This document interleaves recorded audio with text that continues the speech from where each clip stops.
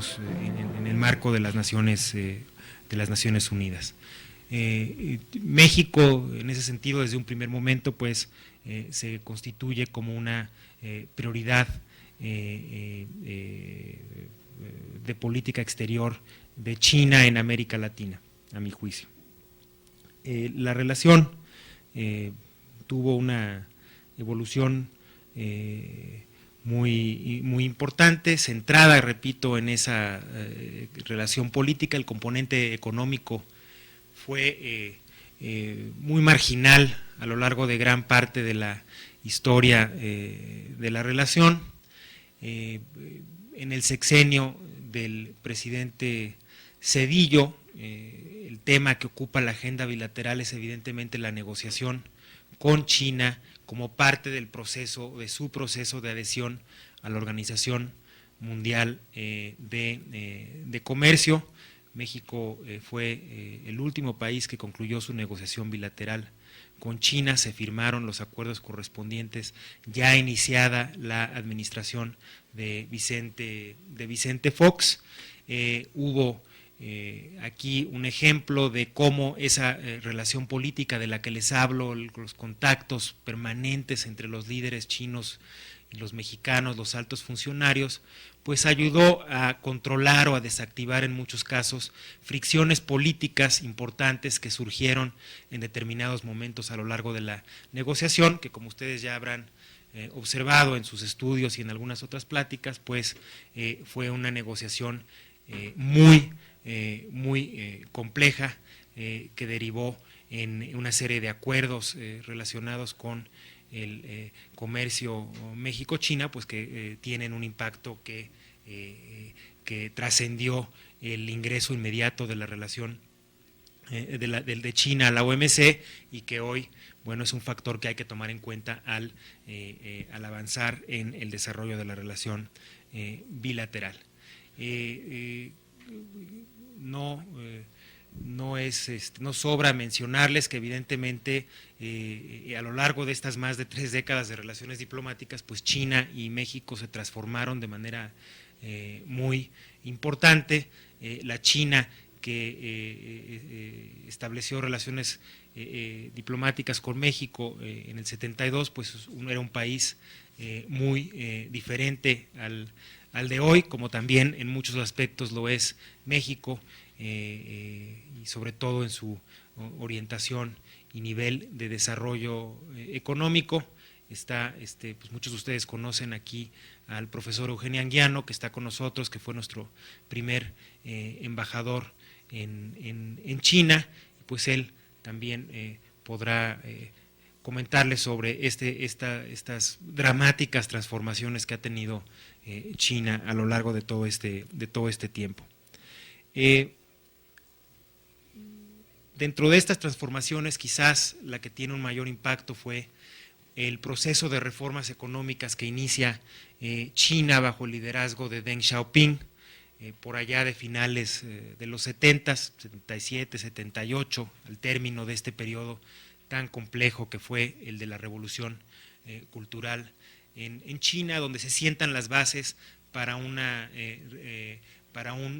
el crecimiento económico acelerado que vemos hoy en día, y este surgimiento tan fuerte de China en el comercio y en la economía internacional.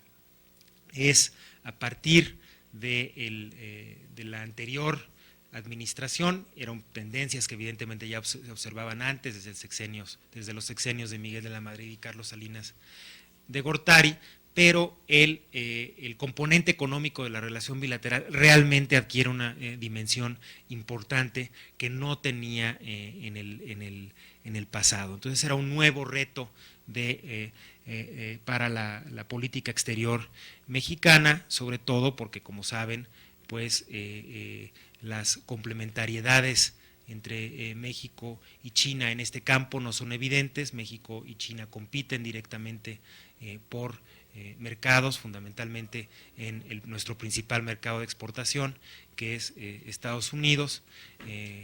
Desde la primera mitad de este sexenio, China reemplaza a México como el principal socio comercial como el segundo socio comercial de los Estados Unidos.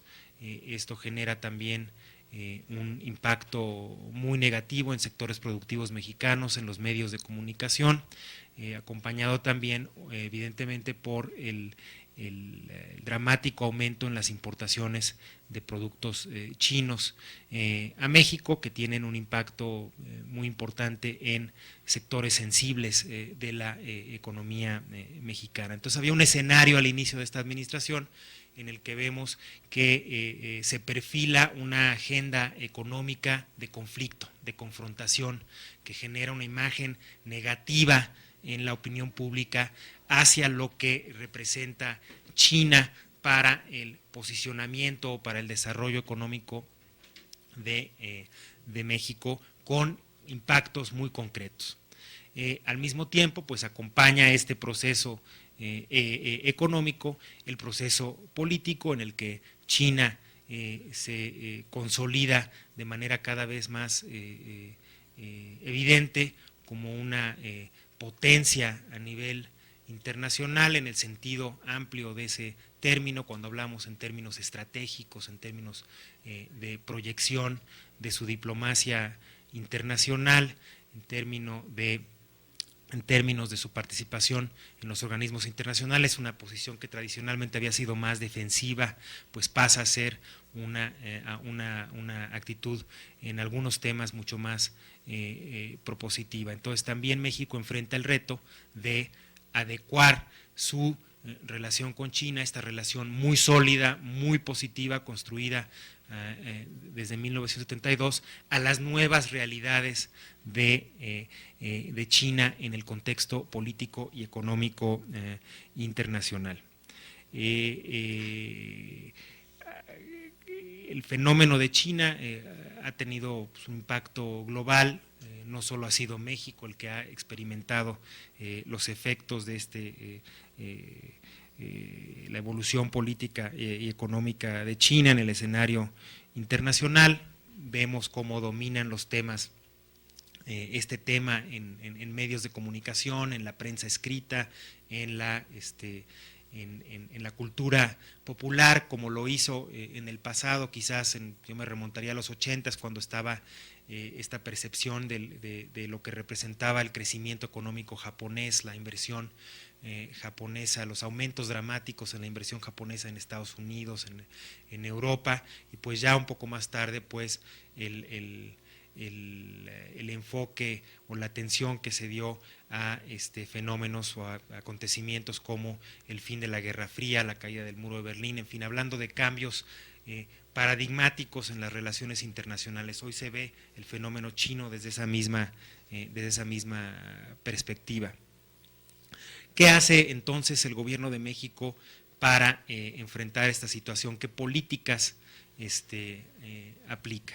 Yo, en primer lugar, hablaría del diálogo político. Creo que ese es el mayor activo con el que contaba México en la relación con China, esta relación política cultivada. Siempre hubo una facilidad de contacto entre los dirigentes de ambos países y había que aprovechar eso para darle un manejo constructivo a la problemática comercial y actualizar el marco de referencia de la relación. ¿A qué me refiero cuando digo el marco de referencia? Bueno, pues de qué manera institucional y jurídicamente se iban a canalizar los contactos entre los dos países para que estos se realizaran de manera más ordenada y que permitieran aplicar o poner en práctica acciones en beneficio de los vínculos bilaterales. Entonces, la primera decisión que se toma es hacer todo lo posible por intensificar aún más este diálogo político. Esto ha sido muy positivo. China fue uno de los primeros países que Vicente Fox visitó al inicio de su administración. Fue a China en junio de 2001 y luego volvió en octubre de ese año a la cumbre de líderes económicos del Foro de Cooperación Económica Asia-Pacífico que se celebró en Shanghái.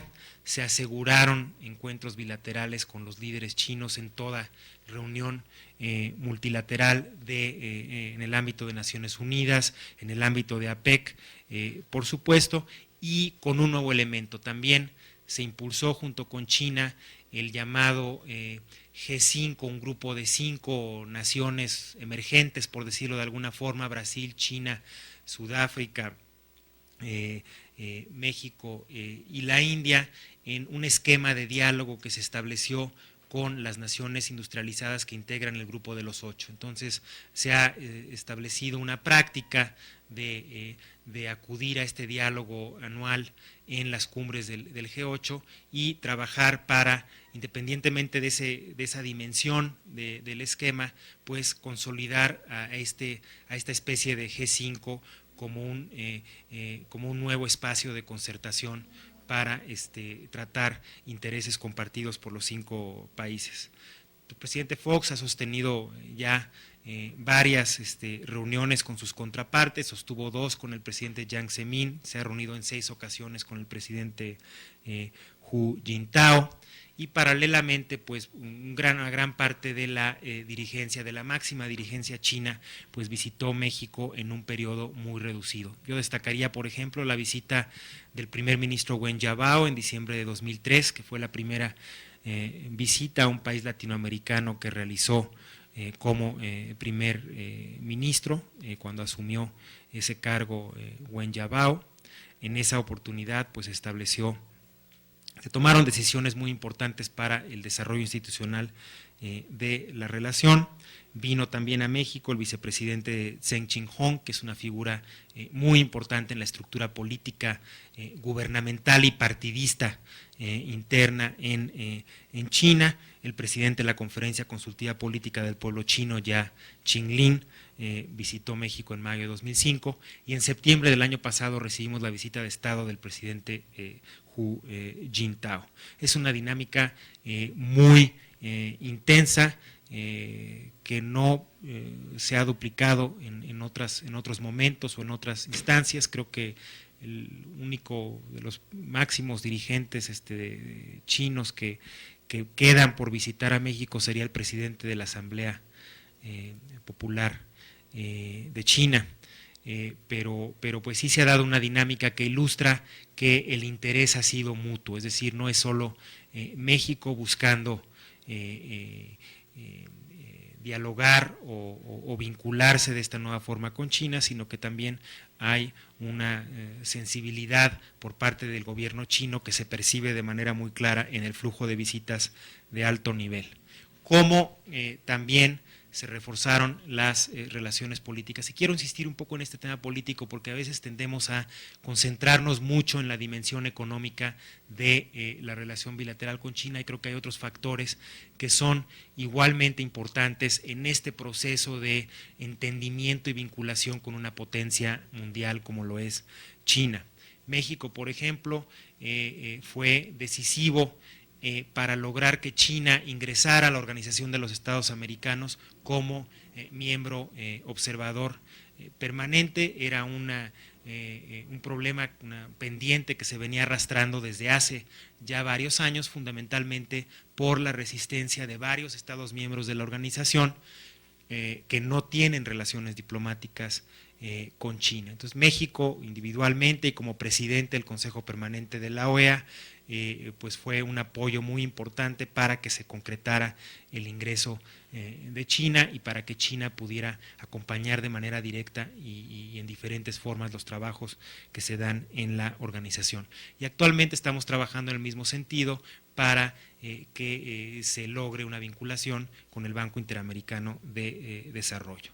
Mencionaba yo los países que no tienen relaciones diplomáticas con China en el hemisferio. Ahí también México ha estado haciendo un esfuerzo de acercamiento, es considerado como un interlocutor válido tanto por China como por los países centroamericanos, por ejemplo, para pues lograr un acercamiento más práctico. Por ejemplo, este año se concretó una donación importante de insumos médicos destinados a algunos proyectos del Plan Puebla-Panamá relacionados con la vigilancia epidemiológica. También en las Naciones Unidas se intensificó la cooperación entre China y México. Uno de los ejemplos que más trascendió se relacionaba con la reforma del Consejo de Seguridad de la ONU, donde China, como saben, es miembro permanente, donde también pues hubo una iniciativa muy específica de un grupo de países que buscaban la ampliación, que la fórmula que se acordara de ampliación del Consejo de Seguridad incluyera la ampliación en el número de miembros permanentes con derecho de veto en el Consejo de Seguridad. Entonces se dio un intercambio de información, un diálogo que contribuyó mucho a tener un panorama más claro de lo que estaba pasando a nivel global en cuanto a este debate, sobre todo, por ejemplo, la fuerte presencia diplomática china en África fue y el cabildeo que realizó China en ese continente pues fue muy útil para que México pudiera calibrar sus acciones y sus posiciones en cuanto al debate sobre el Consejo de Seguridad. También una decisión muy específica que se tomó fue que los representantes permanentes, los embajadores que tenemos en Viena, en Ginebra y en Nueva York, tuvieran reuniones formales, sistemáticas, mensuales o bimensuales, para ver en qué temas podían específicos podían coordinarse o cooperar y también pues intercambiar información sobre otros asuntos. Esta es una dinámica que tenemos con países como Canadá y Estados Unidos desde la entrada en vigor del Acuerdo de Libre Comercio, con algunos países europeos. En fin, la idea era darle el mismo nivel de diálogo a China que tenemos con otros socios prioritarios. También se estableció un mecanismo de diálogo bilateral en materia de derechos humanos, que ha tenido ya 2 reuniones a nivel de viceministros, que abordan una amplia agenda de diálogo y cooperación, centrada también en los esquemas que cada país tiene con la Oficina del Alto Comisionado de las Naciones Unidas en materia de derechos humanos, tanto en México como en China. Ya les platiqué un poco del llamado G5. Se establecieron reuniones anuales de los encargados de planeación política de las cancillerías para ver de manera muy informal o compartir un poco las visiones que tiene cada cancillería sobre las tendencias globales actuales, hacer ejercicios de prospectiva sin que sean un poco esquemas más burocráticos que vemos en otras instancias más formales de las burocracias. Esta parte del diálogo político tiene su logro más importante, en mi opinión, en la creación de la Comisión Binacional México-China. Se acuerda su establecimiento durante la visita del primer ministro Wen Jiabao. Se establece un esquema que es muy similar al que tenemos con Estados Unidos, la Comisión Binacional México-Estados Unidos, que encabezan los cancilleres de los 2 países y que integran las diferentes dependencias gubernamentales que inciden en la relación. Y una cosa que vimos conforme evolucionó la relación México-China es que esta se volvió cada vez más plural en cuanto a los actores gubernamentales que incidían en la relación, más compleja, agendas que no existían, aparecían de repente y no había un espacio bilateral que permitiera a ambos países pues concentrarse o ver la relación desde una perspectiva estratégica y de largo plazo. Entonces es un avance muy importante con la creación de la Comisión Binacional, que se reúne por primera vez en agosto de 2004 en China. Un número muy importante, 8 miembros del gabinete de Vicente Fox viajaron a esa primera reunión para presidir diversos grupos de trabajo, CONACYT, Economía, Sedesol, Agricultura, Sectur, Secretaría de Comunicaciones y Transportes, para establecer una agenda de mediano y de largo plazo de cooperación con China. Otro elemento muy importante aquí fue que la delegación mexicana, la delegación gubernamental, estuviera acompañada por otros actores. Fueron representantes del PRI, del PAN y del PRD, legisladores, para acompañar a la delegación mexicana, también una delegación empresarial que estuvo, asistió a algunos de los trabajos de la comisión, y esto ayudó a proyectar pues un interés nacional, un interés de Estado en el desarrollo futuro de la relación con China. Y eso también se ha observado mucho en cuanto al hecho de que existe un consenso amplio entre actores importantes sobre lo que representa la relación con China para el futuro de las relaciones económicas y políticas internacionales de México. La segunda reunión se celebró hace unos meses, en mayo pasado. Vino el canciller chino Li Xiaoqing al frente de una delegación de casi un centenar de funcionarios chinos, de 14 ministerios de ese país. Sesionaron más de 10 subcomisiones y grupos de trabajo. Fue una reunión muy amplia y ahí se aprobó algo que también es muy novedoso, un programa de acción conjunta para los próximos 15 años que establece líneas generales de cooperación en los ámbitos prioritarios que tiene la relación: la ciencia, la tecnología, la cultura, la educación, el comercio, el diálogo político, que da esta proyección de continuidad a la relación, lo cual es muy importante, sobre todo ante el cambio de administración en México en el que nos encontramos. Creo que en la medida en que logremos insertar una práctica de planeación estratégica, no solo con China, sino con otros actores en nuestras relaciones internacionales, pues podemos aprovechar mucho más el potencial que representan estas relaciones. Otro avance importante que se dio fue en cuanto a la actualización del marco jurídico bilateral.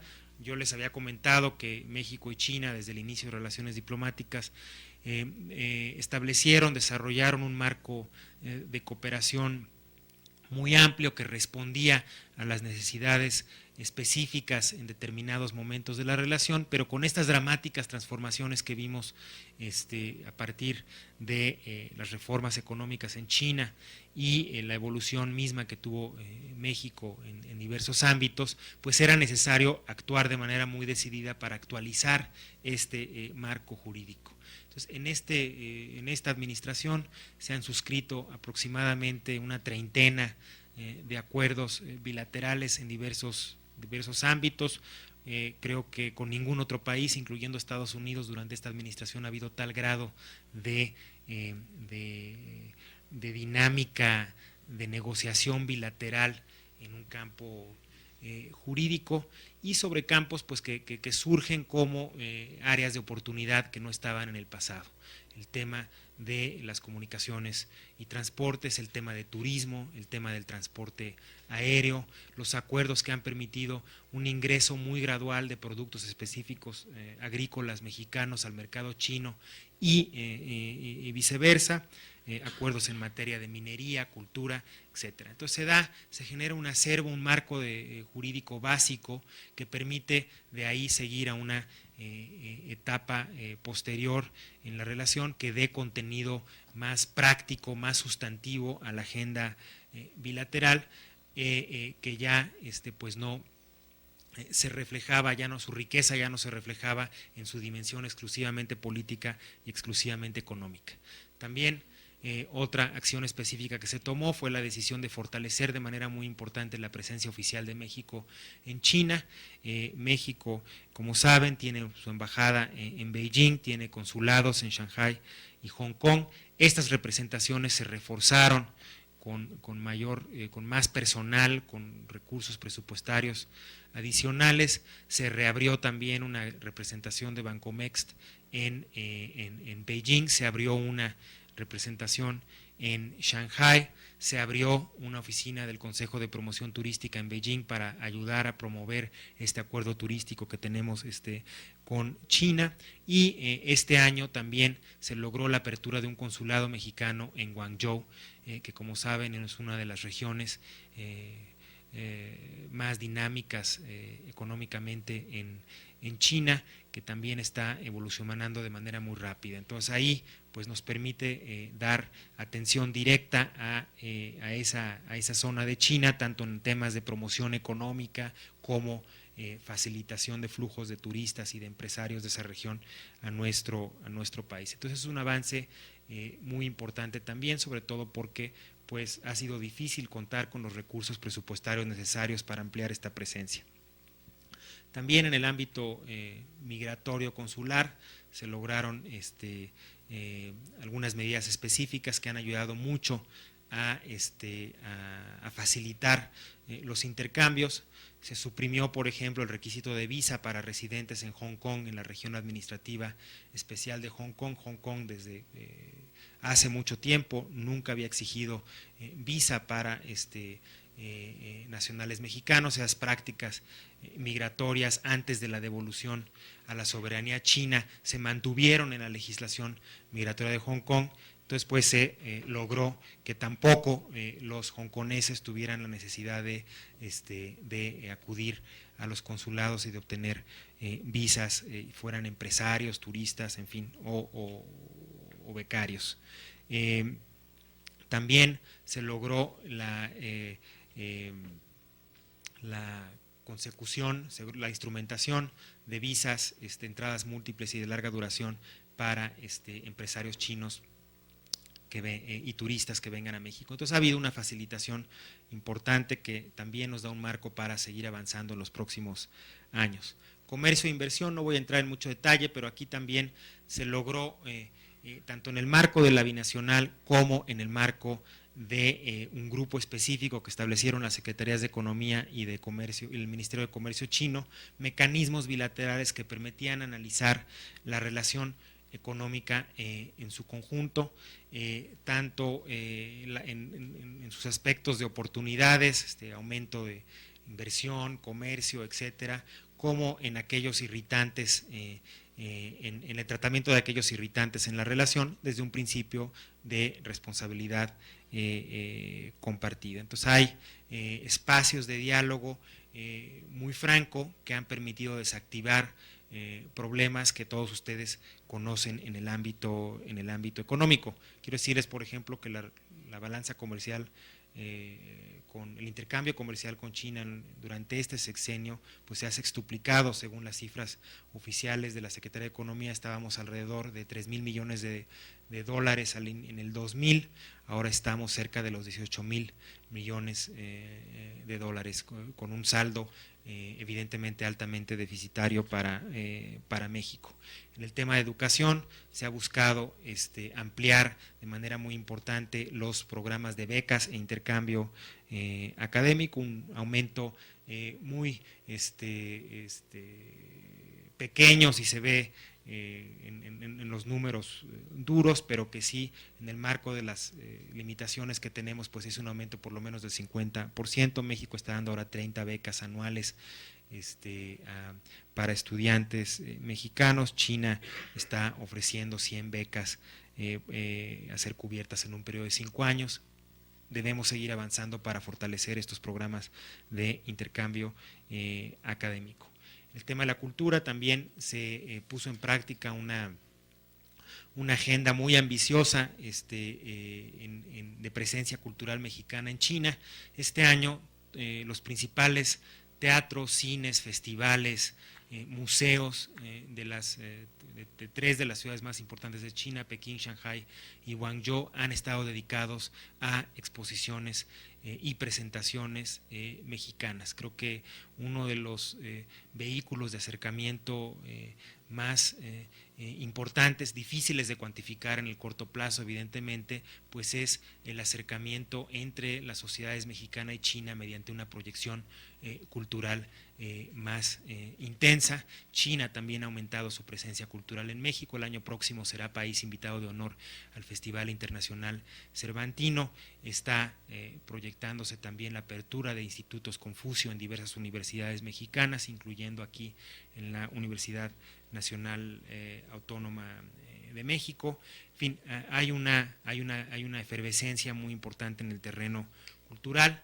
la ciencia y la tecnología es otra área de oportunidad que debe de aprovecharse de manera más práctica por fundamentalmente pues el desarrollo tan espectacular que ha tenido China en este campo y que nos ilustra de manera muy clara las bondades de la inversión en la educación, en la investigación y desarrollo, en la capacitación de las fuerzas laborales, las fuerzas de trabajo, porque son factores que inciden directamente en la competitividad de un país y que son asignaturas pendientes en el caso de México. Creo que si algo nos ha puesto China sobre la mesa de manera muy clara es en cuanto a los retos que enfrenta México en materia de competitividad.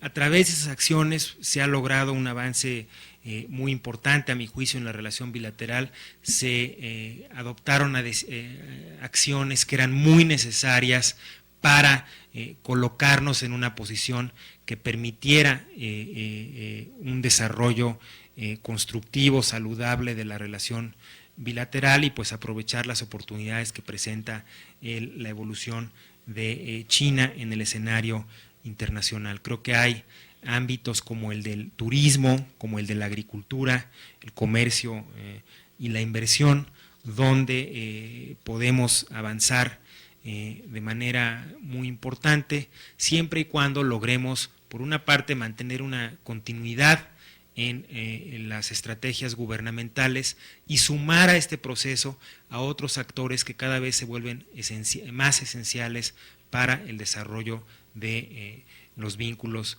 con China. El sector privado, los empresarios tienen que acercarse más a la región, tiene que asentarse de manera muy clara una agenda de oportunidades, una visión positiva sobre lo que representa el crecimiento económico chino, los académicos, el mundo cultural, en fin, otros ámbitos de gobierno como el poder legislativo, los gobiernos estatales que cada vez tienen un acercamiento mucho más directo con China y con otros países de la región. Entonces, en la medida en que logremos insertar esta visión nacional de la importancia que tiene China, los procesos en Asia en general, pues el desarrollo de nuestros vínculos será mucho más positivo y tendrá una incidencia mucho más concreta en nuestro desarrollo nacional. Creo que aquí es muy importante ver lo que está pasando en América Latina con Asia, lo que está pasando en América del Norte también. Cada país ha asumido estrategias diferentes. Vemos, por ejemplo, en países sudamericanos donde se han logrado relaciones comerciales superavitarias por la exportación de materias primas, productos, recursos naturales que les han dado beneficios importantes.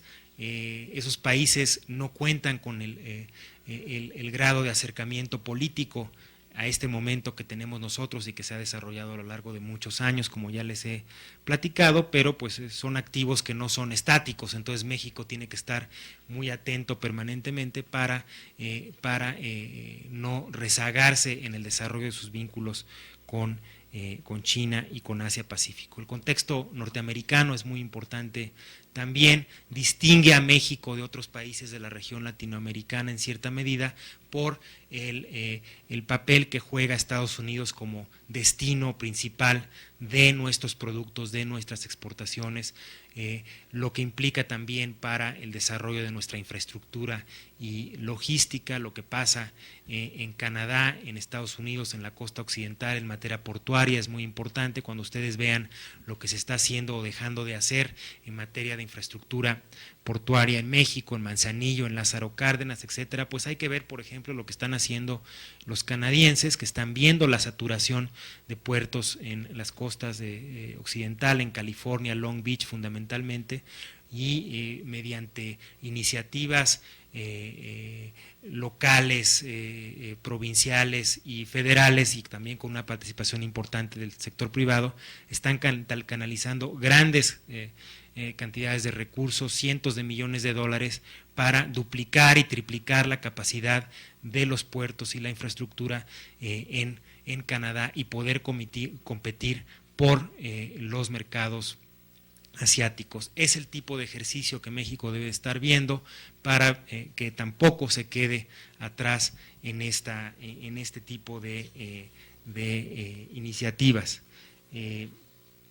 Creo que también la energía, el tema energético es muy importante. Si bien nuestra oferta petrolera está comprometida en su gran mayoría en los mercados internacionales, sí existe margen para desarrollar una agenda amplia energética con China, por la importancia que China tiene para el mercado energético internacional, los precios, etcétera. No se trata simplemente de un problema de a quién le vendemos petróleo, a dónde destinamos nuestras exportaciones, sino México como por el lugar que ocupa en el mercado energético internacional, pues sí tiene que tener una relación, un diálogo muy sofisticado con China en este ámbito.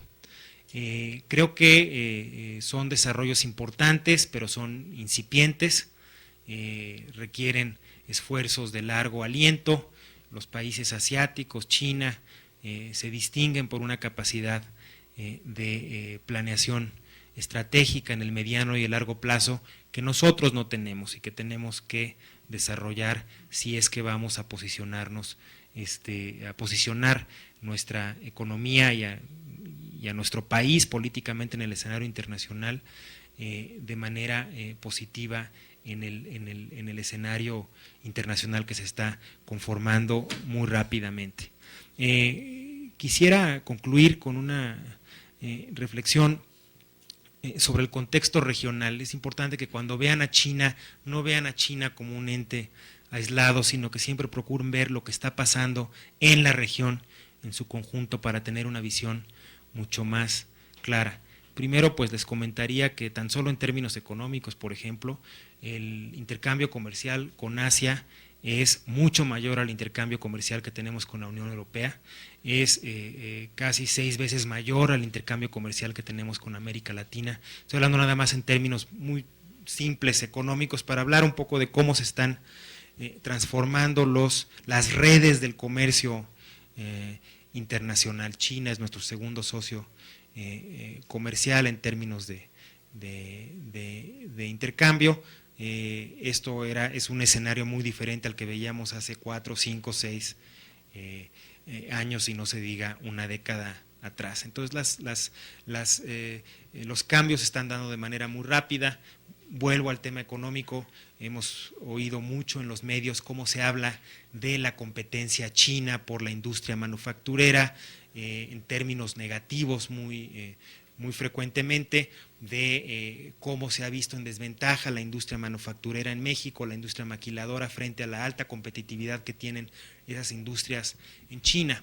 Bueno, pues lo que ha estado haciendo China en los últimos 5 o 6 años es invirtiendo de manera muy importante en la capacitación de su fuerza de trabajo, en la transformación de sus procesos productivos, y ha habido una evolución hacia otras capacidades de producción de estas manufacturas, otros niveles, otros productos de valor agregado que México no ha hecho. Entonces, cuando hablamos de, por decirlo en términos muy simplistas, del reto chino, o en términos negativos, como se plantean algunos medios, de la amenaza china, pues yo diría que pronto estaremos hablando del reto vietnamita, donde se están ubicando muchas de las empresas que por los cambios en la economía china, en los costos de infraestructura, en el mercado laboral, pues están desplazando a otras áreas como Vietnam, y es en Vietnam donde encontraremos la competencia directa para productos tradicionales mexicanos, como el ámbito textilero, por ejemplo, ¿no?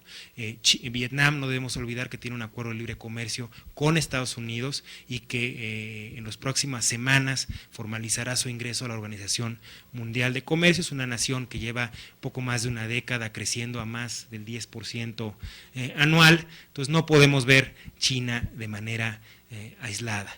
Japón, por mucho, sigue siendo la segunda economía del mundo. Tenemos un acuerdo de libre comercio, un acuerdo de asociación económica que está funcionando muy bien, entró en vigor en abril del año pasado y sus resultados se han visto de manera muy positiva en los flujos de comercio e inversión, con aumentos de 10 y 20% más o menos tan solo en su primer año de funcionamiento. Estamos negociando un acuerdo de complementación económica con la República de Corea, una relación también muy importante que debe de verse de manera integral en el noreste de Asia. Debemos tratar de consolidar, de fortalecer nuestra relación con la India, que es un país también que está evolucionando muy rápidamente. Vemos, por ejemplo, cómo ante el evidente o aparente fracaso de la ronda de Doha, se ha acelerado esta dinámica de negociación de acuerdos regionales y bilaterales de libre comercio en Asia. Múltiples negociaciones están en curso, pues México tiene que seguir de cerca qué implicaciones tiene para nuestro país esos procesos que se están dando. Tenemos que ver cómo situaciones de seguridad, como la situación en la península coreana a raíz de los recientes ensayos nucleares, pues va a incidir en el escenario regional, en la estabilidad en la región, en la medida en que Japón vea su posición vulnerada frente a lo que está pasando en Corea del Norte y pues busque modificar aún más sus restricciones constitucionales en materia de defensa y en materia de armamento. También sigan muy de cerca lo que está pasando en el diálogo bilateral entre China y Corea, relaciones que han sido muy tensas en los últimos años, que con la llegada al poder del nuevo primer ministro japonés, pues va a haber un esfuerzo de recomposición de los vínculos bilaterales, que repito, de mucha fricción por razones históricas que ustedes conocen. Entonces tiene que haber un trabajo político importante ahí en términos económicos. Lo que está pasando en la Asociación de Naciones del Sudeste Asiático también tiene repercusiones importantes, Malasia, Singapur, Tailandia, en fin, los países de la región no actúan en el vacío, sino que responden a tendencias regionales, políticas, económicas, de orden de seguridad y estabilidad, que inciden en cómo se interactúan estos países más allá de su ámbito regional. Ustedes habrán visto, por ejemplo, que China ha tomado un papel muy activo en cuanto a la atención a la problemática en la península coreana, porque pues está en el interés de China en contar con un escenario regional de estabilidad que permita concentrarse en sus propios procesos de desarrollo económico y social a futuro. Entonces, todo está conectado, podríamos hablar mucho sobre todos estos procesos, pero yo quisiera dejar un espacio para platicar un poquito con ustedes sobre algunos de los temas que he tocado aquí en esta charla. Muchas gracias.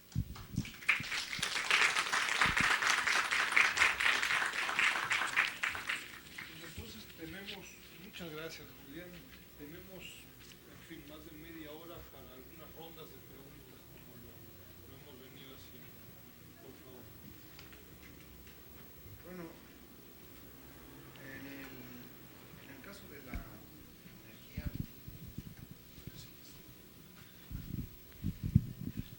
sí. En el caso de la energía, no sé si pudiéramos adentrarnos un poquito, detallar un poquito o puntualizar algo, porque se mencionaba en la charla de que México, en lo que se refiere a las exportaciones de crudo, pues prácticamente ya está comprometido y sabemos que el 90% algo por el estilo va a Estados Unidos, ¿no?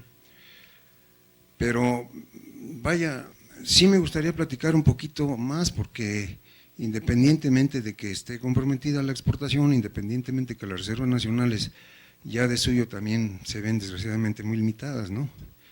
Alguien podría pensar en una opción, es decir, bueno, pues aunque se estén agotando, pues a lo mejor es preferible en un momento dado, por ejemplo, invertir en una refinería mexicana que pues, teóricamente tenemos los ingresos de los excedentes petroleros para sufragarla por recursos propios o, en todo caso, con inversión de China, porque ya ves que China inclusive quiso comprar Yunocal, y hasta que Bush dijo que no, pues iban las pláticas más o menos en ese sentido. Entonces, lógicamente, China, y está el problema de las Islas Platli, ¿no?, y las empresas petroleras que están metidas ahí, pero voy a lo que voy, es decir, probablemente tenemos nosotros oportunidad en el sector energético. En capacidad tecnológica de refinación, por parte de la ingeniería mexicana está más que probada. Tenemos la capacidad plena de ingeniería, construcción, operación y mantenimiento de las refinerías, ¿no? Y en la petroquímica, pues, en todo caso, pues es nada más cuestión de comprar la tecnología, pues que existe a nivel comercial. Eso en el ramo de petróleo. También podríamos pensar en el caso del gas. Bueno, y todavía regresando un poco al caso del petróleo, se habla de que Petrobras venga a ayudar a México para la cuestión de las aguas profundas, ¿verdad? Lo cual pues, es triste porque pues, no deberíamos estar pidiendo esa importación de tecnología, pero bueno, pero también se dice que China tiene la tecnología en ese sentido, para aguas profundas, ¿no? Entonces digo, no sé si podríamos particularizar un poquito más en ese sentido, porque bueno, no terminé de expresar la idea. En un momento dado, de acuerdo a los costos relativos de destilados y crudos, bueno, pues es una inversión altamente rentable y sobre todo en estos momentos poner una refinería y venderle a Estados Unidos, ¿verdad? Y en un momento dado, pues ya no estarle vendiendo el crudo, ¿no? ¿Sabes qué? Pues ya no te voy a vender crudo, pues estoy produciendo destilados, ni modo que te vaya a vender crudo. Entonces me hace como infantil lo que está haciendo el gobierno mexicano, ¿no?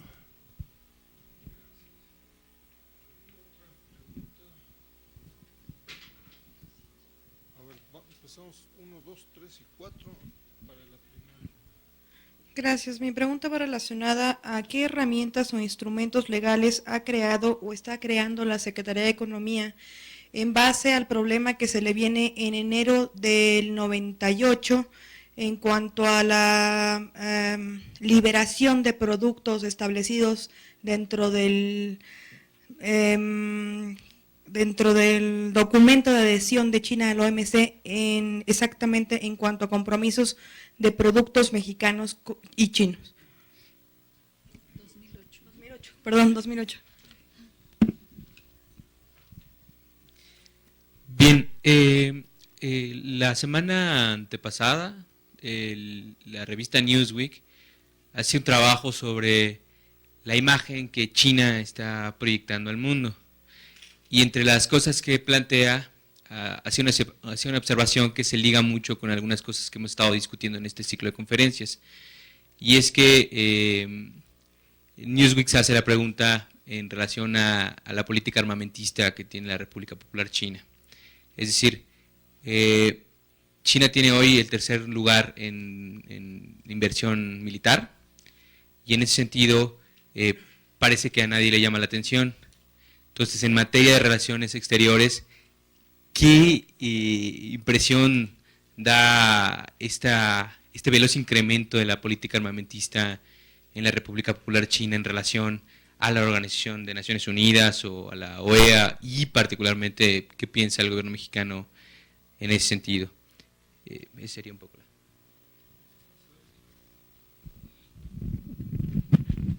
Gracias. Buenos días. Mi nombre es Adolfo Anguiano, soy empresario y bueno, Julián, nos hiciste una historia de toda la actividad que México ha desarrollado con China, sobre todo en los terrenos políticos, culturales, educativos. Creo que esto data desde hace más de 30 años, ¿no? Mi preocupación como empresario es el siguiente. Recientemente Chile acaba de firmar un tratado de libre comercio con China. Está demostrado que las exportaciones chilenas hacia China y las exportaciones chinas hacia Chile han crecido a un ritmo verdaderamente impresionante. México es campeón en tratados de libre comercio. Sin embargo, una economía tan importante como la China, nosotros no hemos podido cerrar un tratado con ellos. Sí tenemos acuerdos, pero no tenemos un tratado, lo cual obviamente está haciendo que ni nosotros podamos exportar lo que podemos exportar y quizás los chinos pues están en la misma situación, aunque tengo que decir que el dato que nos diste de 18,000 millones de dólares de comercio entre los dos países es el oficial, el extraoficial es el doble. O sea, hay más de 30,000 millones de dólares entre ambos países, de los cuales solamente se reconocen la mitad. Eso es un peligro para México. Y todos sabemos que una relación bilateral, el comercio es algo sumamente importante. Entonces, la pregunta específicamente en este tema es, ¿por qué México a estas alturas, después de 30 años, no ha sido capaz de firmar un tratado de libre comercio cuando somos campeones en tratados de libre comercio con otros países? Esa es la primera pregunta. Y la segunda pregunta es, tú mencionaste sobre un programa conjunto de México-China a 15 años, y perdón, 5, yo escuché 15. ¿Dónde podemos encontrar esa información sobre qué se está haciendo entre esos grupos de trabajo? Porque pues para los empresarios nos es muy importante saber qué está haciendo el gobierno mexicano en ese sentido, ¿no? Gracias.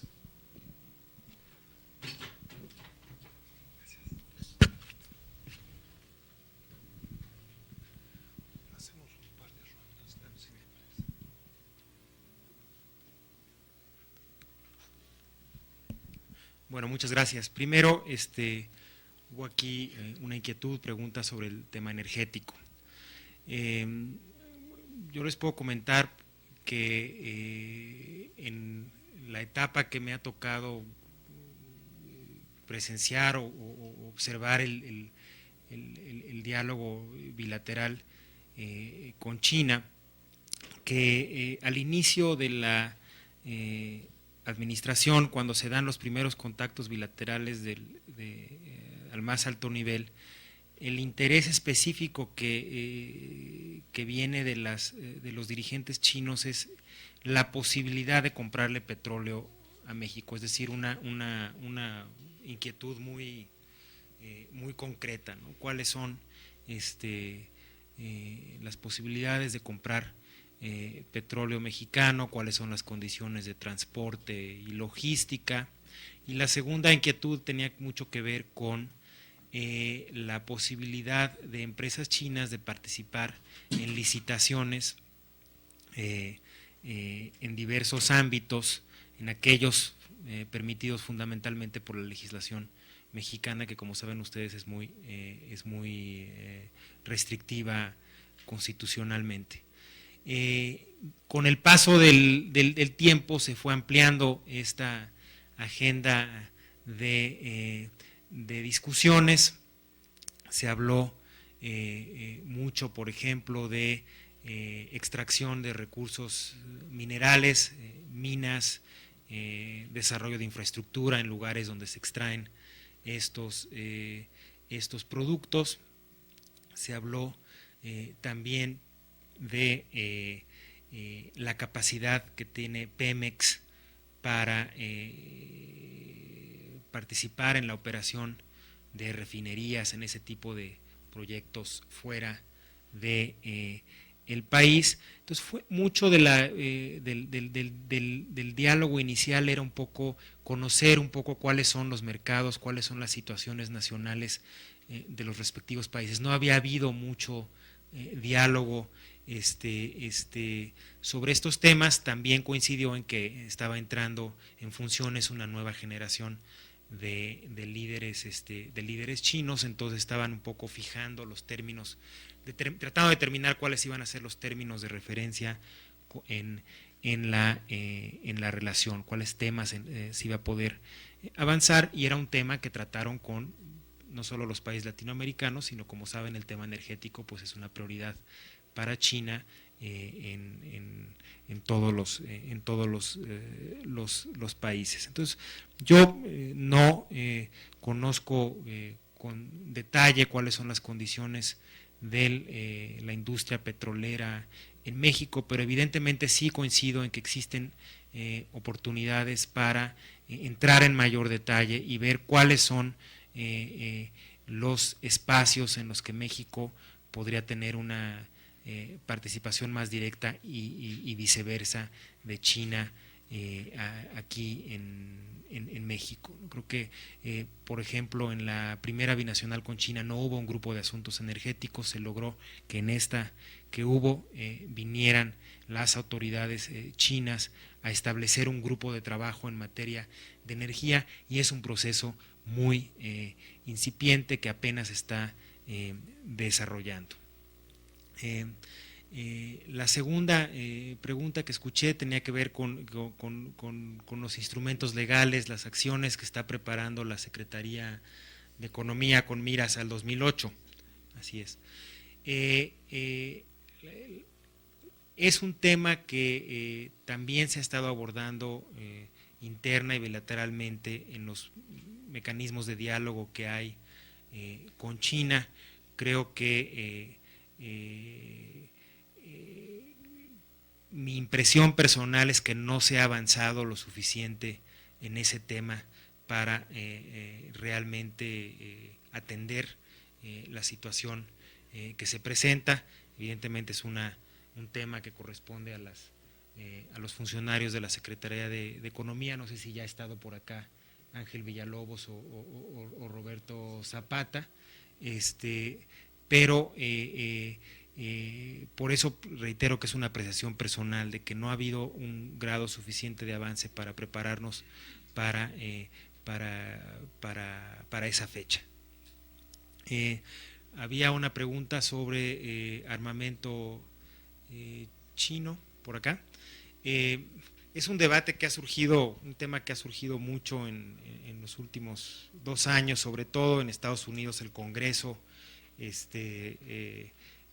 estadounidense, el Pentágono, ha emitido diversos estudios en la que hacen varias afirmaciones sobre el gasto que está destinando China a las partidas militares de su presupuesto. Yo entiendo que es difícil contar con cifras reales, no es totalmente transparente el nivel de gasto. Creo que aún con los aumentos que se han dado, que repito, no conozco de manera precisa, estamos con niveles que son inferiores a los de muchos otros países, incluyendo sus vecinos regionales. Creo que Japón, por ejemplo, con las restricciones que tiene en materia de defensa, tiene un gasto militar mucho más elevado que el de China. Se ha cuestionado, por ejemplo, al secretario de Defensa sobre estos temas en reuniones de la ANSEA, en audiencias en el Congreso, y él un poco lo que ha dicho es que lo que preocupa es el ritmo de crecimiento militar. Eugenio Anguiano ha estado trabajando este tema en los análisis que está haciendo sobre el poder, los componentes del poder chino. Entonces quizás en su comentario nos puede ampliar un poco cuál es la percepción ahora. La Cancillería, pues su función es seguir los procesos regionales. Obviamente tiene posiciones muy claras sobre cuestiones de armamento, desarme, le interesa tener un escenario de estabilidad regional, pero creo que sí debo decirles, por ejemplo, que no es un tema que se trata formalmente en la agenda bilateral México-China. Después tenemos el tema comercial, que es muy importante, el tema de los tratados de libre comercio. Repito que mis comentarios son como funcionario de la Secretaría de Relaciones Exteriores, que no tiene la responsabilidad directa sobre estos temas.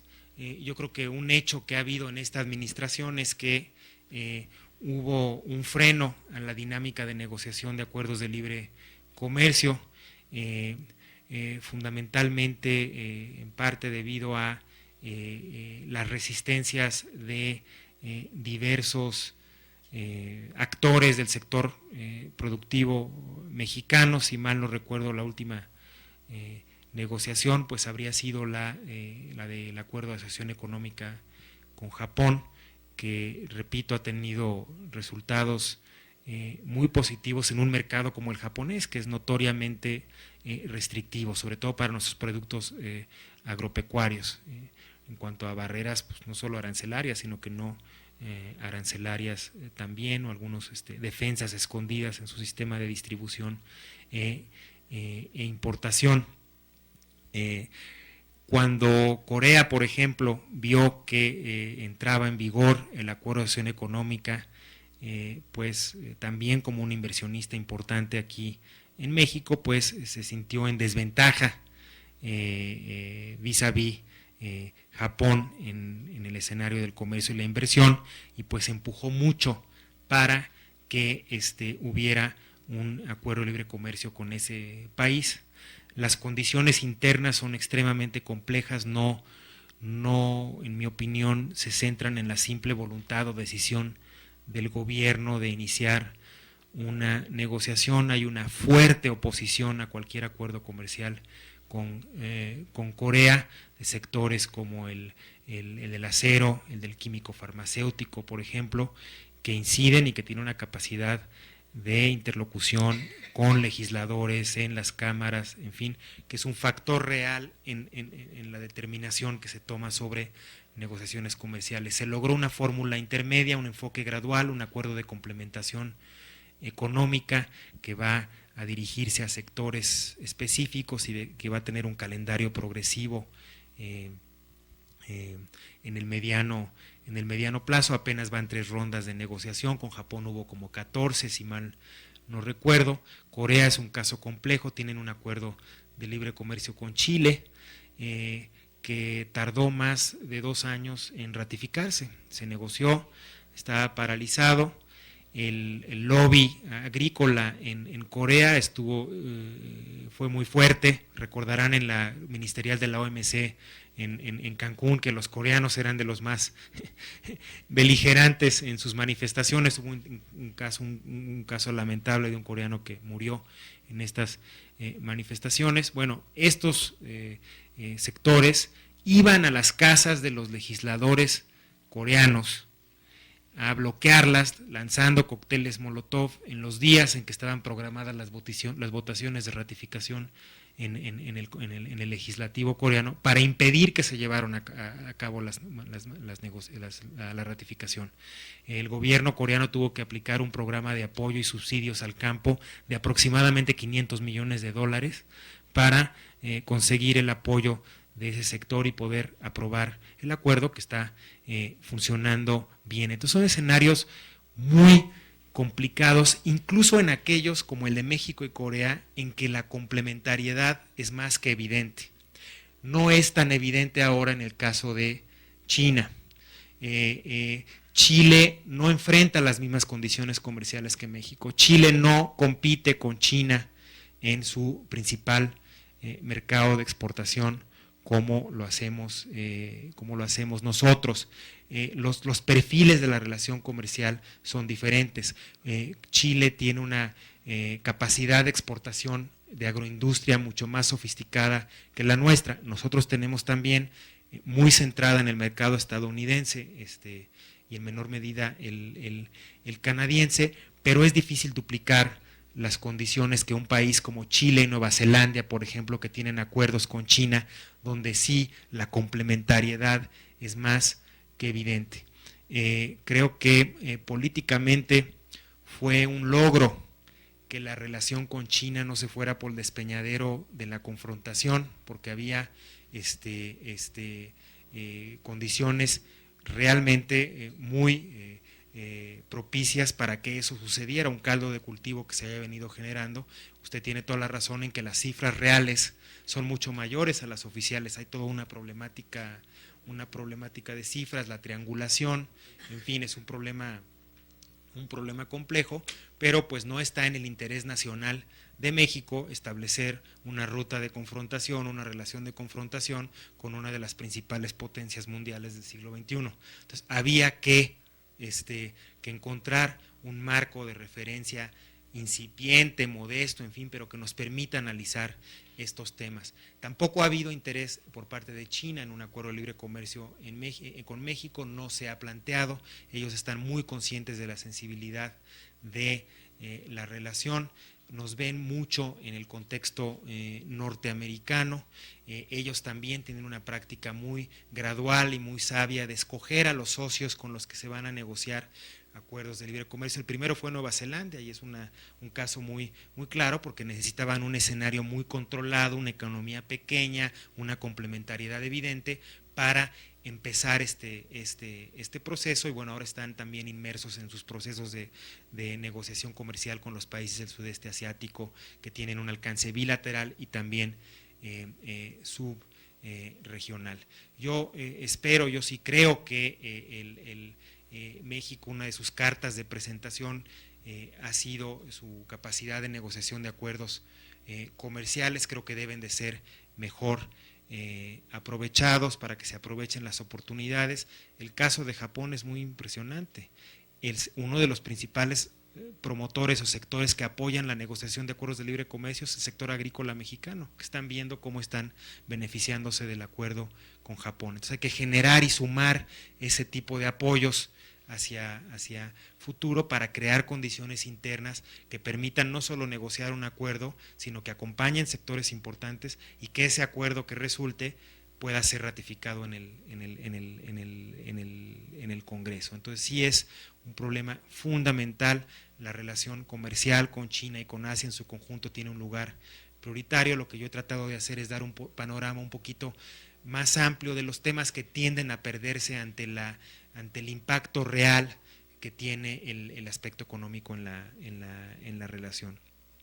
Sobre los temas de la información, finalmente tiene que haber una mejor labor de difusión. Hay diversos documentos que están disponibles en la página electrónica de la Secretaría de Relaciones Exteriores en cuanto a instrumentos, en cuanto a acuerdos, en cuanto a los comunicados conjuntos, en fin, hay otros que nos ha ayudado Enrique a difundir en diversas etapas. El Programa de Acción México-China es un documento general que habla de las líneas de acción que va a tener la relación bilateral. No es un acuerdo específico que dice en marzo del 2006 vamos a hacer esto, vamos a hacer el otro, pero que procura vacunarnos contra ese mal que tenemos aquí en México de reinvertir la rueda con cada ciclo sexenal y empezar de cero y descubrir que China es muy importante y qué vamos a hacer con el comercio y qué vamos a hacer con Asia y sobre todo un escenario en el que va a haber mucha tensión en el debate de política exterior sobre qué vamos a hacer con América Latina en términos políticos, sobre todo qué vamos a hacer con América del Norte, en fin, es también un objetivo político el que tiene este tipo de acciones que tratan de establecer, aunque sea de manera muy modesta e incipiente, líneas de continuidad de nuestra relación con China y con Asia-Pacífico. Muchas gracias. Entonces, iniciamos con una segunda rueda. Sí, gracias. Sí, muy brevemente, nada más para mencionar 3 puntos. Gastos militares. Ustedes tienen como referencia básica para comparar cifras y tendencias 2 documentos que son accesibles por correo electrónico, por internet. Uno es el informe anual que hace el Departamento de Defensa de Estados Unidos, documento del Pentágono, que es público, que está abierto. El último salió en junio de este año, yo no me acuerdo de memoria la dirección electrónica, pero es muy fácil, entran al gobierno de Estados Unidos o a la Casa Blanca y buscan DOD, Departamento de Estado, y tienen el informe anual. Por cierto, con mapas muy bonitos, gráficas muy bien.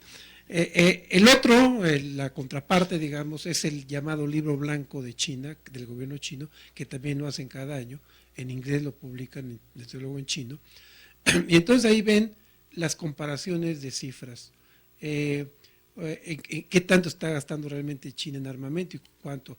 Y independientemente de que el argumento del Pentágono es que China subvalúa sus gastos militares porque parte están metidos en investigación y desarrollo, China tiene universidades militares y además instituciones militares, tiene una comisión estatal de ciencia y tecnología militar. Entonces todos esos gastos no están incluidos en el presupuesto de defensa propiamente dicho. Pero aún duplicando, como supone el Pentágono, lo que gasta China en términos absolutos, efectivamente es duplicando parecido al 1% máximo que puede gastar por constitución Japón en defensa. Lo que pasa es que la economía japonesa, en términos no de paridad de poder adquisitivo, sino en términos de dólares del mercado, es más grande que la China. China no está, la tendencia, como decía Julián, es la tendencia a lo que les preocupa, pero el problema, el problema militar de China es que todavía va a pasar mucho tiempo para que vaya de la etapa defensiva en la que está a una etapa ofensiva. China lo ven en la marina. China está desarrollando todavía no tiene una marina de aguas azules. Su capacidad bélica es para el para el estrecho de Taiwán, y eso es lo que les preocupa. En balística tienen una gran cantidad de misiles intercontinentales, pero su arsenal nuclear es realmente limitado. Hay cálculos extraoficiales de un grupo de científicos atómicos, acaba de salir hace poco, de que probablemente Israel tenga más cabezas nucleares que China. Nada más que China tiene más proyectiles de alcance intercontinental. Entonces, en suma, China es una potencia bélica todavía muy atrás de Estados Unidos, muy atrás de Rusia, incluso para ciertas cosas atrás de Gran Bretaña y de Francia, ¿no? En la parte energética, el planteamiento no es solo petróleo, el planteamiento va más allá, pero todavía no se llega. China está buscando dos cosas: a corto plazo, abastecimientos, por eso intentó comprar refinerías, como Unocal en California. Pero China todavía no tiene capacidad, por ejemplo, ni remotamente para exploración de aguas profundas, está muy atrás de eso. Cuando exploró en los años 80, que abrió contratos de riesgo, cosa que en México era un escándalo, país comunista que había contratos de riesgo con empresas internacionales, entre ellas Petrobras, China les entregó por 15 y por 30 años las concesiones para que exploraran y encontraron gas más que petróleo, pero China saltó a ser el sexto productor mundial de petróleo entonces, en los 80, era autosuficiente, empezó a ser deficitario en 93, 94 más o menos. Entonces, sí, China busca cosas en petróleo, sobre todo asegurar fuentes de abastecimiento de petróleo y derivados, aguas abajo. Dos, su gran preocupación es la energía nuclear. Es el país que está construyendo más plantas nucleoeléctricas del mundo hoy en día. Probablemente se acerque a Japón con el tiempo en eso. Y por último, en la parte comercial, de por qué no firmamos un acuerdo de libre comercio con China, primero porque el sector privado mexicano se opone totalmente. Si ya tenemos un déficit tan grande, dicen ellos, ¿para qué le agregamos más factores negativos? Chile es una economía complementaria y toda Sudamérica prácticamente son complementarios de China. Por eso ellos no tienen problema en otorgarle a China el estatus de economía de mercado cuando no lo es de mercado en la OMC. Nosotros no podemos hacer eso porque somos competidores de los chinos. Y ellos lo saben, por eso tenemos que buscar un procedimiento gradual para hacer otras cosas, no un acuerdo de libre comercio. Y sobre todo China misma empezó a hacer los acuerdos de libre comercio hace poco. Asia no seguía la costumbre de acuerdos de libre comercio, es un fenómeno de hace 15. Después de la crisis del 97-98 y después de que se estancó las negociaciones multilaterales, empezaron en Asia a explorar los acuerdos multilaterales de libre comercio.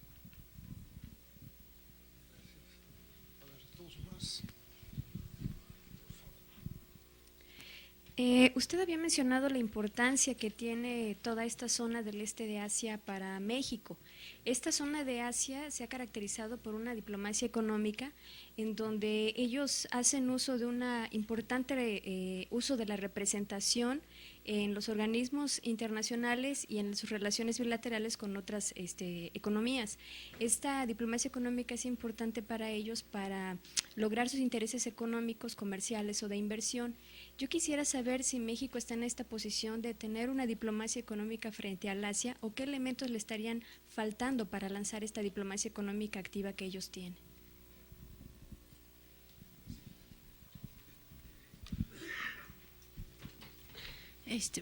Bueno, justo hoy en la mañana yo estaba escuchando que el debate de quién se va a quedar como observador no permanente en el Consejo de Seguridad de la ONU, ¿no? Entre Venezuela o Guatemala. Y decían que bueno, que en varias rondas ya había ganado Guatemala y que era costumbre que entonces el otro, o o sea, Venezuela cediera, ¿no? Dijera, bueno, está bien Guatemala. La pregunta es, en la medida en que el poder de China, ¿no? Su mayor participación en la economía mundial, en el mercado, esto le va a otorgar cierta autonomía a los países en vías de desarrollo en organizaciones como el Consejo de Seguridad en su toma de decisiones, es decir, va a actuar como contrapeso en el sentido geopolítico para Estados Unidos o el que sea uno de los principales socios comerciales de Estados Unidos va a hacer que China acabe, bueno, no incidiendo sobre una mayor autonomía en los países en vías de desarrollo.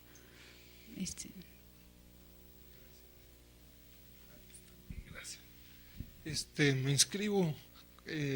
Mira, dos preguntas o comentarios. Uno muy concreto, tal vez muy banal, las visas entre China y México, ¿no? Más que uno diría, ¿cómo que visas? Pues estamos discutiendo grandes temas, ¿no?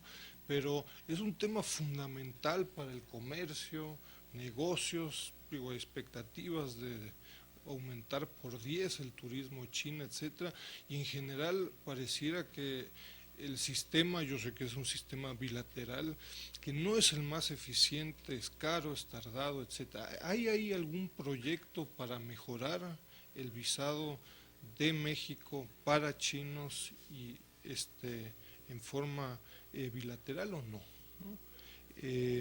Tengo una cantidad de anécdotas, hay incluso de chinos que tienen que ir a Beijing, sale casi más caro conseguir la visa y quedarse 4 o 5 días en Beijing que el vuelo después para venir a México, ¿no?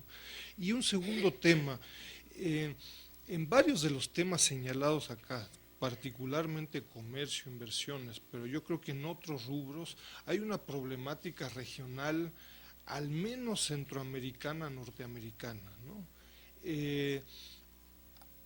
En tu experiencia, ¿hay conciencia de ello? Yo me imagino que sí, pero es el TLC, y bueno, las instituciones dentro del TLC, ¿es un foro de diálogo y de debate para tratar de abordar conjuntamente problemáticas, por ejemplo, de importaciones ilegales, de triangulaciones de importaciones, pero temas mucho más relevantes, por ejemplo, de normas de origen, ¿no? ¿Hay intenciones de abordar el tema, en estos temas, diálogo en el TLC y sobre todo es sensato hacerlo, ¿no? En tu experiencia. Bueno, empiezo con el tema de visas. Yo creo que la problemática de nuestras políticas migratorias es uno de los principales frenos que tenemos al desarrollo saludable de las relaciones, no solo con China, sino con socios prioritarios, interlocutores prioritarios de la región en su conjunto.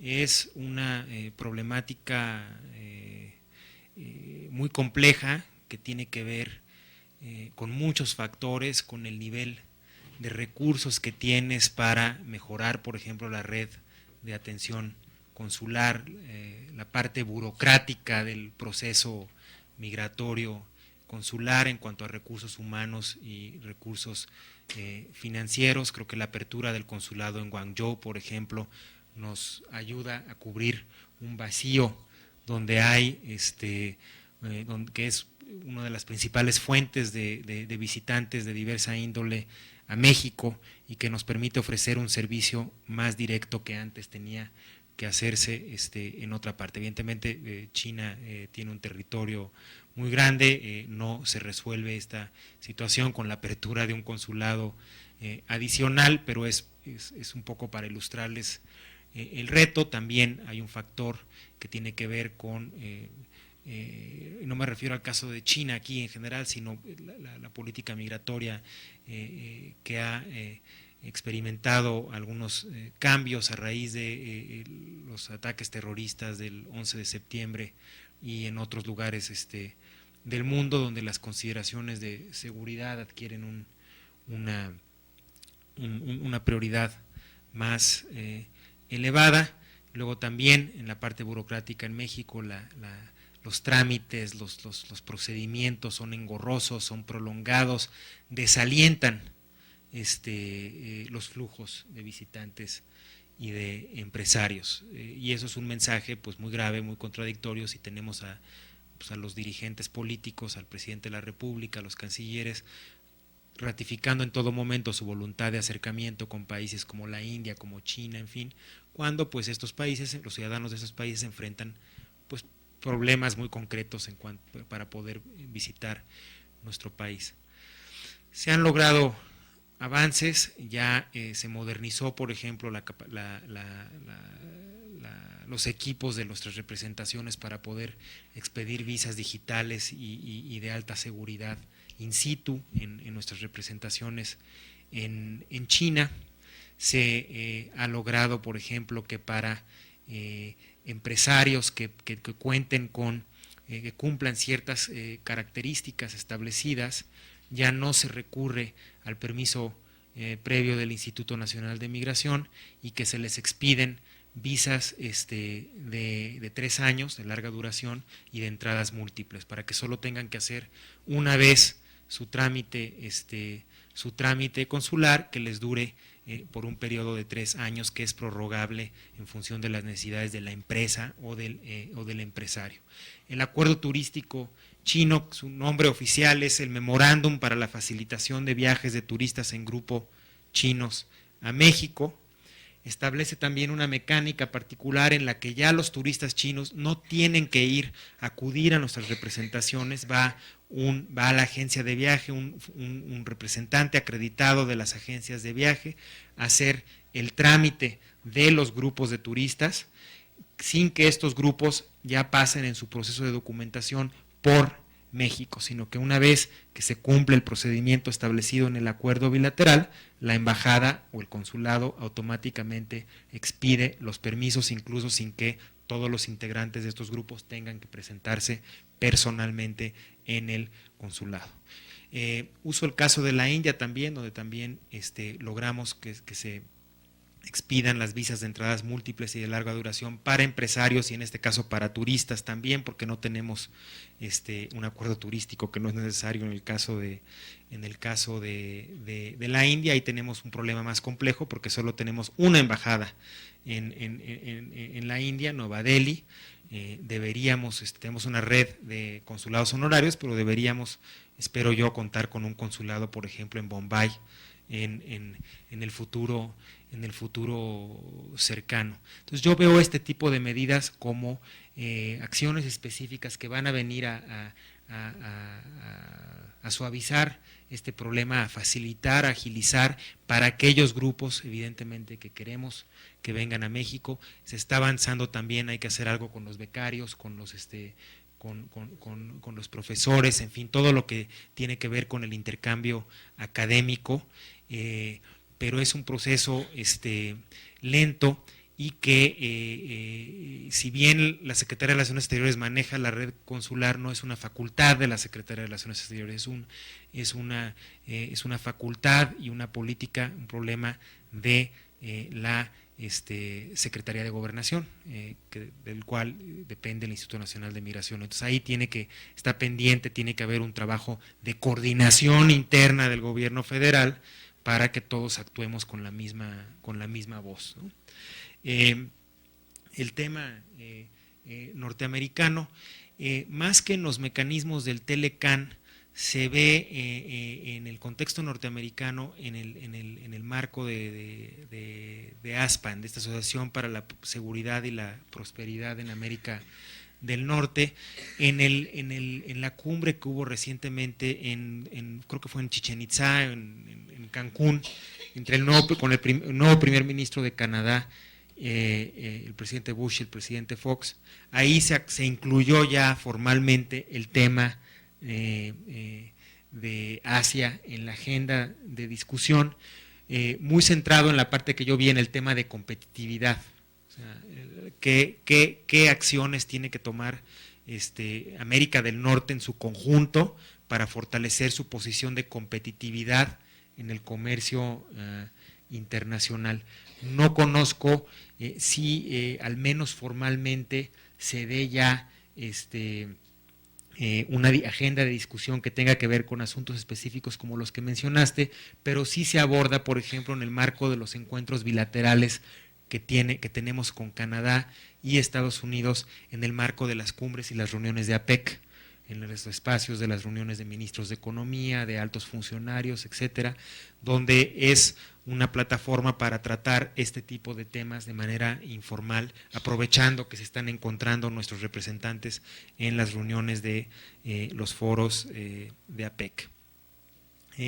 Aquí me voy a la diplomacia económica activa, como le llamas, creo que de manera muy acertadamente, no solo en el este de Asia, pero creo que en Asia en su conjunto tenemos mucho que aprender de las estrategias de promoción económica que tienen estos países, de la acción individual o concertada que desarrollan en organismos como la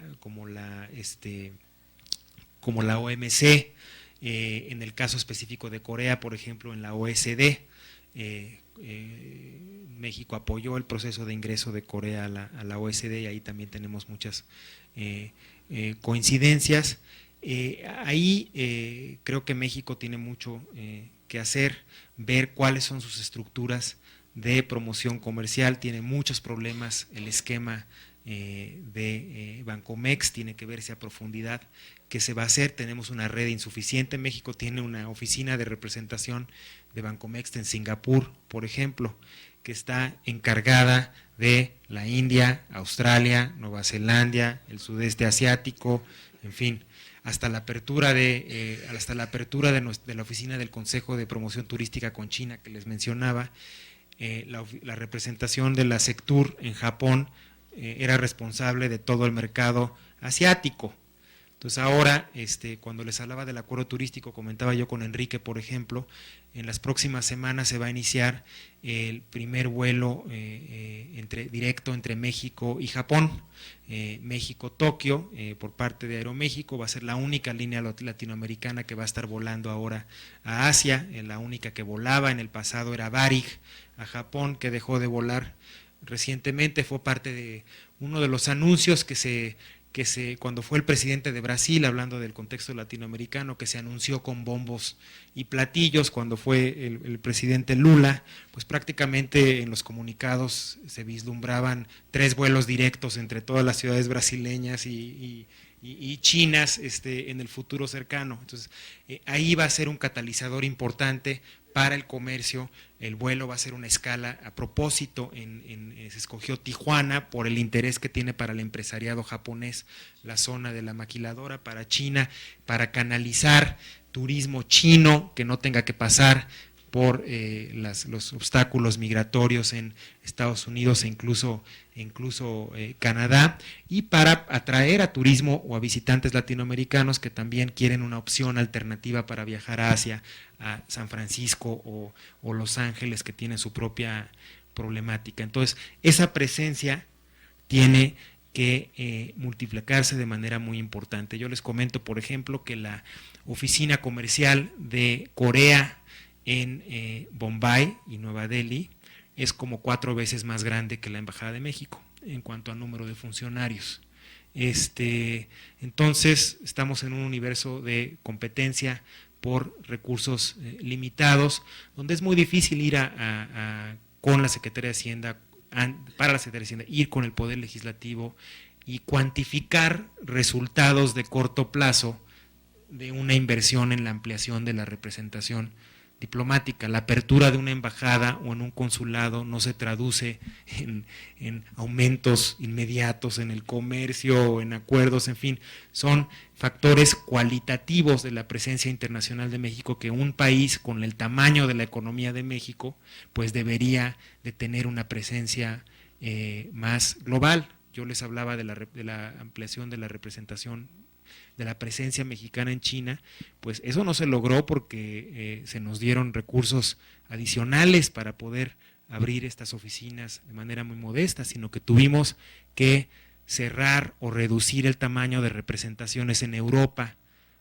por ejemplo, para reubicar presupuestos y recursos de manera casi artesanal, ¿no? Vamos a cambiar la oficina del consulado en París a una oficina más chica para que los $2,000 de renta de ese local se usen para la renta del local en Guangzhou. Entonces estamos operando de esa manera, no es nada más un asunto de quiero abrir aquí o de voluntad política. Entonces eso es un factor importante. Malasia va a abrir una oficina de promoción comercial en México próximamente. México debería estar haciendo también, ampliando su presencia en el ámbito del turismo y la promoción económica en estos países, o dotar a nuestras embajadas existentes de los recursos y herramientas necesarias para hacer una labor digna y realmente sustantiva. Termino con lo del Consejo de Seguridad.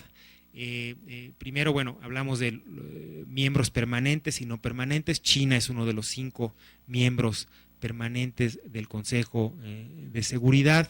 Las elecciones que estamos viendo ahorita son para los miembros de categoría no permanente. Creo que las elecciones se suspendieron hasta mañana, donde va a haber más rondas en la medida en que surja un candidato alternativo. Pues se resolverá el problema. Cuando México surgió como candidato de compromiso al Consejo de Seguridad en el 80-81,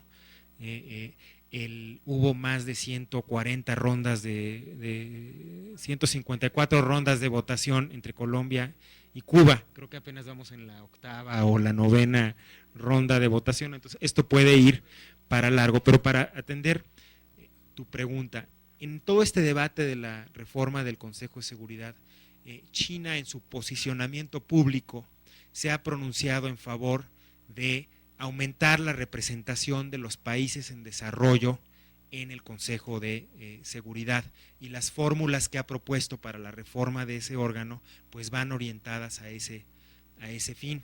Por eso se ha actuado de manera muy activa para prevenir esta ampliación de los miembros permanentes. Tiene mucho que ver con su condición de miembro permanente y la extensión de los mismos privilegios a otros países. Entran las mismas consideraciones de poder que tendría Francia o Estados Unidos, en fin. También está el factor Japón, que Japón es uno de los aspirantes a ingresar como miembro permanente al Consejo de Seguridad, y eso también resalta una problemática bilateral a la que yo aludía también anteriormente, que tiene mucho que ver con la historia, con la competencia regional, el posicionamiento de ambos países, en fin. Pero de manera pública en su discurso, China ha sido uno de los, el miembro permanente y de los miembros de las Naciones Unidas que han pugnado de manera más activa por una mayor representatividad de África, de América Latina, de Asia en la categoría de miembros no permanentes, y una mayor democratización en ese sentido. Lo que ya es un poco más dudoso es que evidentemente China no tiene entre sus consideraciones para determinar las acciones o políticas que toma solo los intereses de los países en desarrollo en mente, sino que también tiene responsabilidades como miembro permanente y preocupaciones como potencia global, pues que también inciden en las posiciones que finalmente adopta. Muchas de ellas pueden ir en determinadas coyunturas en favor de los intereses de países en desarrollo, como un contrapeso como el que mencionas, pero en otras no, porque responde su actuación a consideraciones de poder.